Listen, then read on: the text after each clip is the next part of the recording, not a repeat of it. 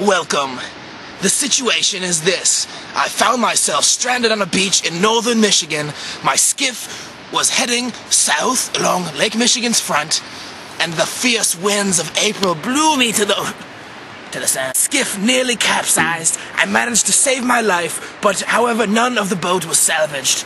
And my tools are this. I was able to save one skivvy knife, a dagger, a shank if you will, from my boat. The tool will be very, very useful. I've made a sheath of some type of box with little girls and cookies on it to prevent myself from stabbing myself. These dunes were formed thousands of years ago as the tidal glaciers sunk into the depths of the abyss of the Great Yonder.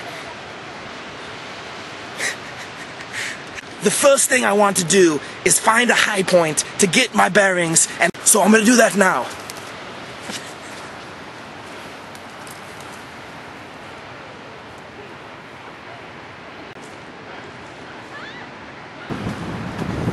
Hiking in these dunes is an energy-absorbing activity. It is very difficult to maneuver, and I've built up quite an appetite.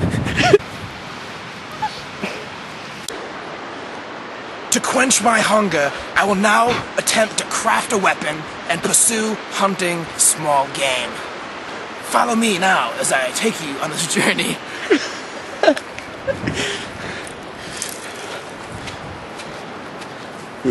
The landscape here is harsh and brush is plentiful. What we're looking for is a middle long stick that I will soothe and sharpen in order to hunt small rabbits. Over here, this one looks good. Oh, what do we have here? A blue jay feather. There must be a nest close. And where there are nests, there are eggs. And there are baby blue jays that you can eat and cook and deliciously enjoy them. These here are deer droppings. Another good sign. That means if deer can survive here, there is abundant food and also deer, which can be my food.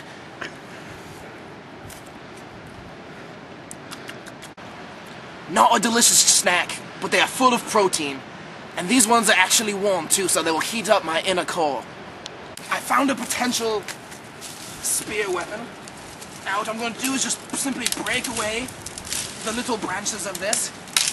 Will leave me with the major piece of wood, which I will sharpen to use as a spear. Be very careful when you're doing this. You want to cut away from yourself as to not slash your own wrists. A good friend of mine once did that to himself. Boy, was he a great man, but that's beside the point. I'll now snap the end off.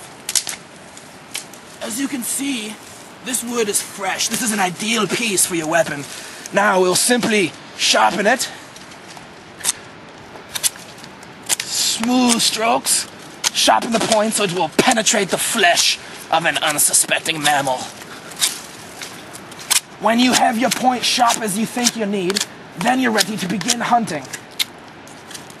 We're going to be very quiet when we're approaching animals. Whoa, man.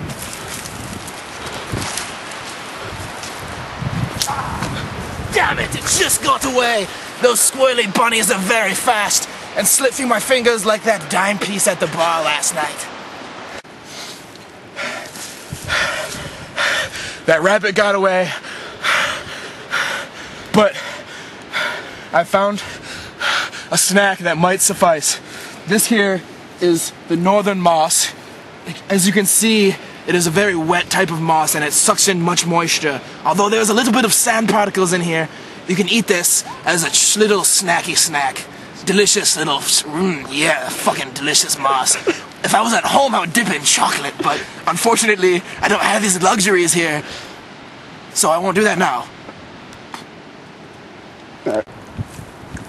A delicious treat.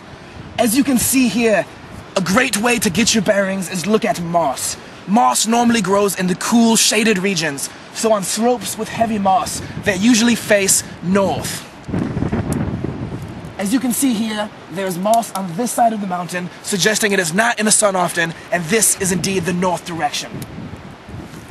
These large patches of moss can be home to many bugs and animals as well. As you can see, the moss grows several inches deep and can be an excellent source of supplemental nutrients. I will save this now for later in my journey.